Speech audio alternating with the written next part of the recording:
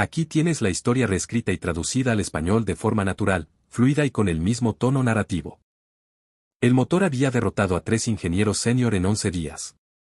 Yacía muerto en el centro del taller como una maldición que nadie quería heredar, y la carrera más importante del año estaba a solo 72 horas. Entonces llegó Mason. No le habían asignado ese motor. No tenía autoridad para tocarlo. Era solo un mecánico de mantenimiento general, un padre soltero que trabajaba en el taller para alimentar y dar techo a su hija de 6 años. Pero se sentó junto a ese motor en mitad de la noche, lo escuchó como otros hombres escuchan a la persona que aman, y lo arregló en 8 horas. A la mañana siguiente, la CEO Evelyn lo llamó a su oficina y lo despidió por interferencia no autorizada con propiedad de la empresa. Ella no sabía que Mason había diseñado ese motor. Dale al play, porque el hombre al que despidieron por invisible era el que había construido todo aquello de lo que se enorgullecían. El apartamento de Mason era de esos lugares que cuentan una historia sin una sola fotografía en la pared. Pequeño, limpio y ordenado con una precisión que no tenía que ver con la pobreza, sino con un hombre que había aprendido a cargar solo lo necesario. En la encimera de la cocina había exactamente 2 tazas. La estantería contenía manuales, no novelas. Y en la esquina, cerca del armario de suministros, sujeto con una sola chincheta, había un papel doblado en 4, un dibujo técnico. Las líneas eran demasiado finas y deliberadas para ser algo casual. Mason nunca explicaba nada a quien iba de visita, y casi nadie iba. Luna tenía 6 años y ya estaba acostumbrada a mañanas que seguían un horario estricto.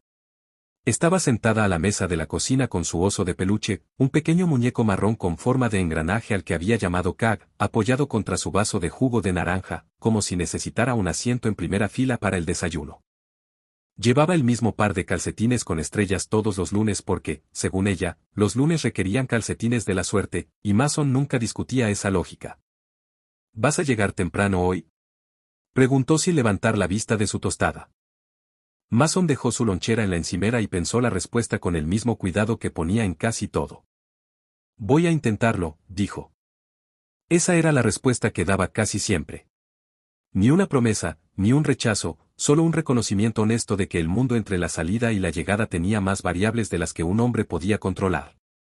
Luna lo aceptó como aceptaba casi todo lo que decía su padre, con un lento asentimiento y la confianza silenciosa de quien nunca ha sido decepcionada lo suficiente como para dudar de él. Le ató los zapatos antes de que se fuera a casa de la vecina, ajustando los cordones con una tensión precisa. Ni demasiado apretados ni tan flojos como para deshacerse a mitad de camino.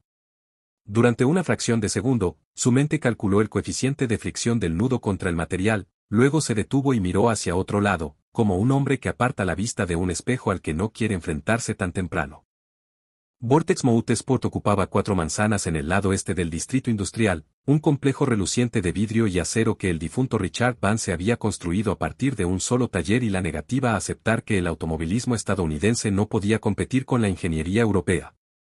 La empresa valía ahora $2.000 millones, empleaba a 412 personas, operaba en 6 países y había ganado más títulos de los que su fundador se había atrevido a predecir en voz alta.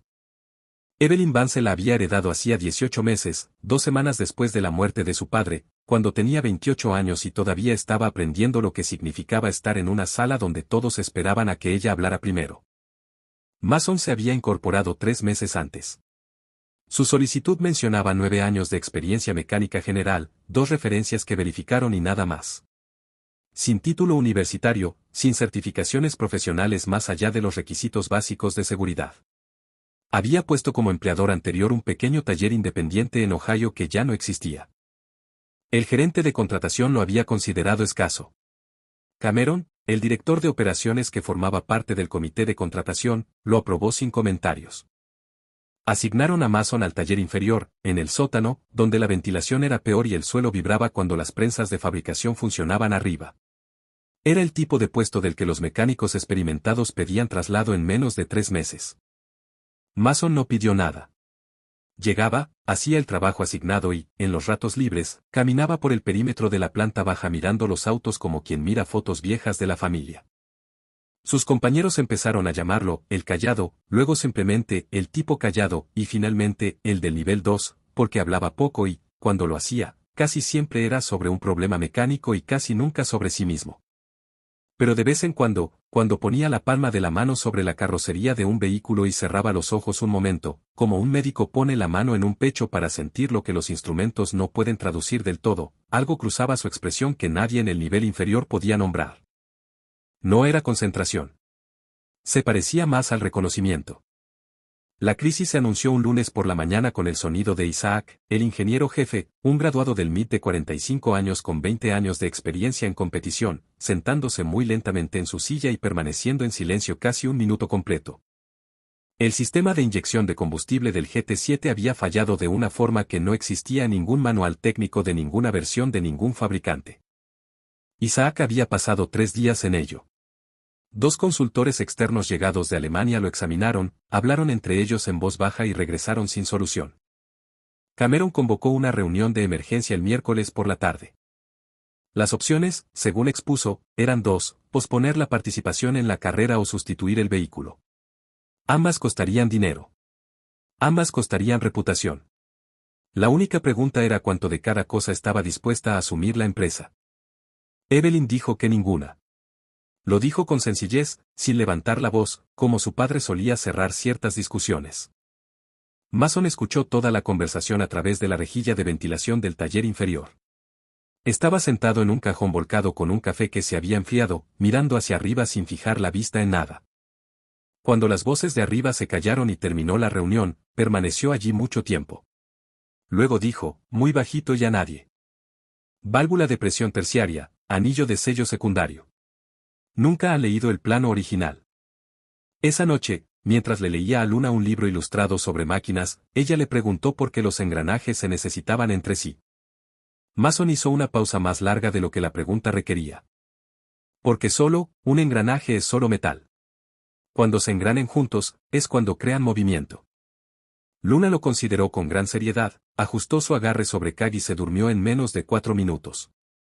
Mason se quedó a su lado un rato más, luego llevó el libro a la mesa de la cocina, pasó a una página en blanco al final y empezó a dibujar. No despacio ni con dudas. Su mano se movía con la velocidad y precisión de quien transcribe algo que ya sabe de memoria. Trabajó hasta la medianoche. A las 2 de la mañana regresó a la instalación. A las 6:47 de la mañana, el motor del GT7 arrancó y funcionó. El ralentí era suave. Las lecturas de presión eran exactas. Mason se limpió las manos con un trapo, guardó su kit y bajó al taller inferior a comenzar su turno habitual. A las 7:15, Dominique lo encontró allí. El jefe del taller tenía 58 años, la complexión de quien ha levantado cosas demasiado pesadas durante 4 décadas y se negó a admitirlo. Tenía una expresión que Mason no había visto en mucho tiempo, la de un hombre que acaba de confirmar algo que sospechaba y no está seguro de si sentirse aliviado o asustado. No dijo nada. Miró el GT7 al otro lado del taller. Luego miró a Mason. Luego volvió a mirar el auto. Mason le sostuvo la mirada. Entre ellos pasó un pequeño asentimiento. Dominique se alejó sin una palabra. Evelyn firmó la carta de terminación. Mason llegó a su oficina con su ropa de trabajo, una camiseta gris de manga larga con el logo de la empresa en el pecho izquierdo, limpia pero con el leve olor a aceite de máquina que nunca se le quitaba del todo. ¿Puedes explicar esto?, preguntó Evelyn, colocando la tablet con el vídeo en la mesa. Arreglé el motor, dijo Mason. No tenías autorización para hacerlo. El auto funciona ahora. Eso no es lo que te pregunté. Cuando Mason salió de la oficina, dijo en voz baja. Antes de correr el auto este fin de semana, deberían leer los planos originales del GT7. No la versión actual.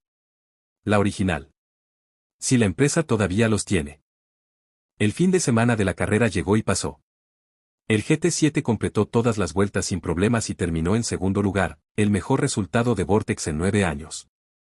El lunes por la mañana, Evelyn bajó al taller inferior y encontró a Dominique sentado en el mismo cajón donde Mason solía sentarse. ¿Sabías quién era?, preguntó sin saludo. Lo supe desde su tercer día aquí.